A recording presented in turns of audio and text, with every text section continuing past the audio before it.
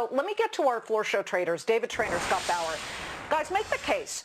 Earnings or momentum? Scott, ideally, are there names that have both that you like right now? You know, Liz, there are a few out there, but I am so afraid of the Momo and, more importantly, the FOMO trade out there. And FOMO has really never been higher in this market than maybe going all the way back to, the bubble in 2000. So I think the focus squarely, at least in terms for the health of the market, needs to be focused on some of the earnings reports. We've already seen the banking sector, for the most part, really good. Ones that I'm focusing in on moving forward, Liz, UNH, UAL, Microsoft.